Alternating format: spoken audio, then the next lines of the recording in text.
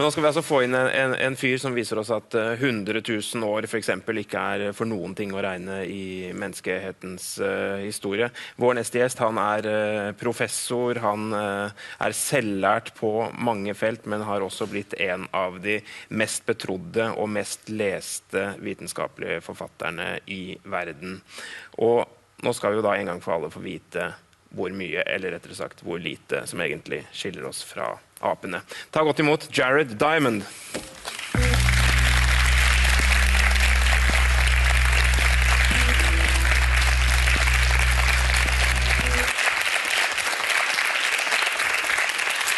Welcome.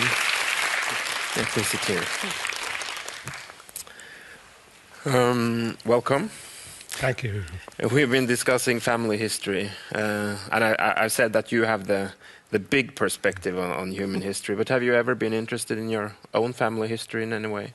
Yes, I have. We Americans who've immigrated to the United States have more difficulty finding out about our family history, much of which was cut off at the time of arrival in the United States.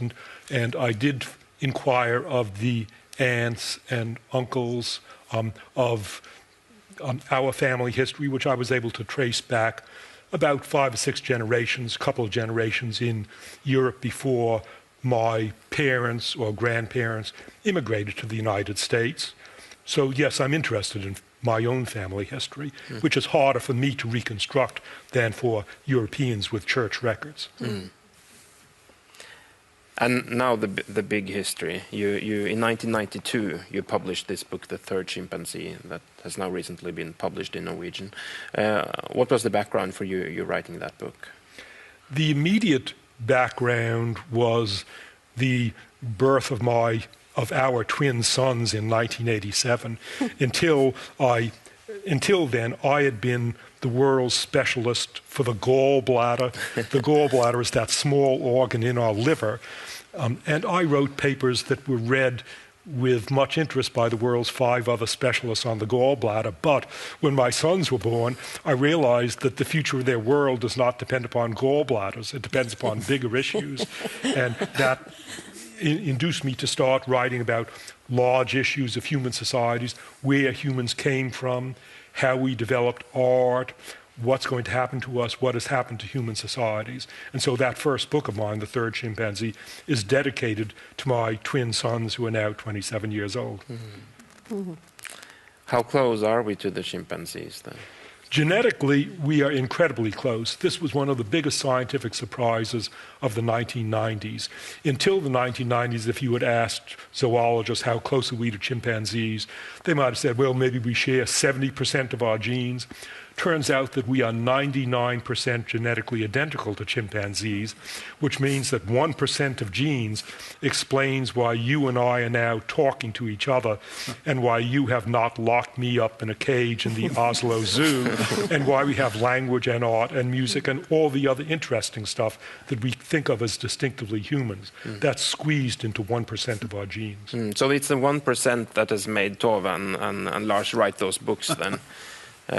Without the 1%, they wouldn't be able to write anything. Without the 1%, not only would all of us not write books, we would not have language, we would not be wearing clothes, we would not be cooking our food, we would not be listening to music, we would not have television, we would not have any of the interesting stuff. But it sounds so strange, though. What is this 1% then? That's one of the great questions. What is the 1%?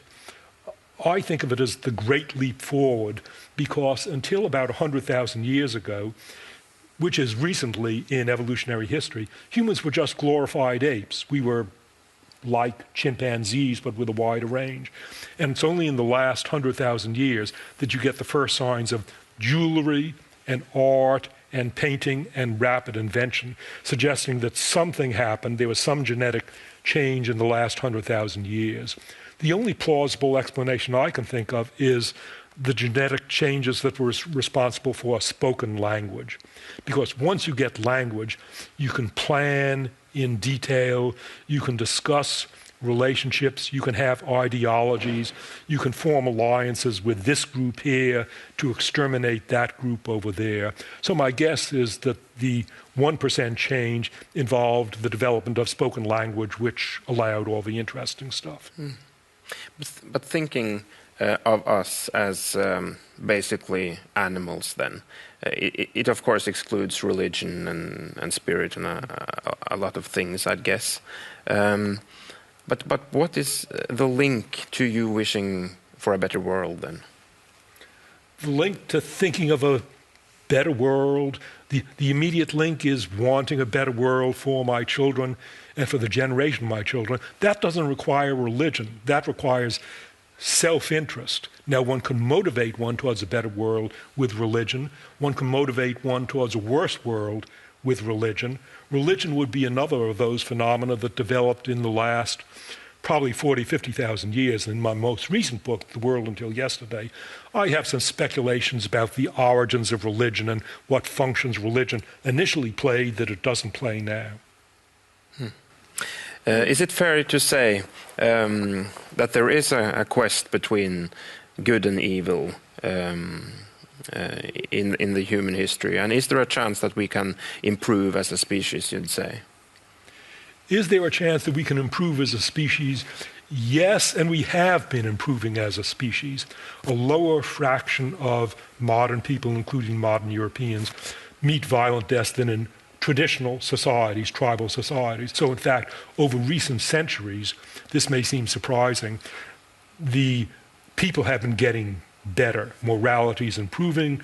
The death toll due to violence and evil, even in the legacy of World War II and World War I, the percentage of people who meet bad deaths has decreased.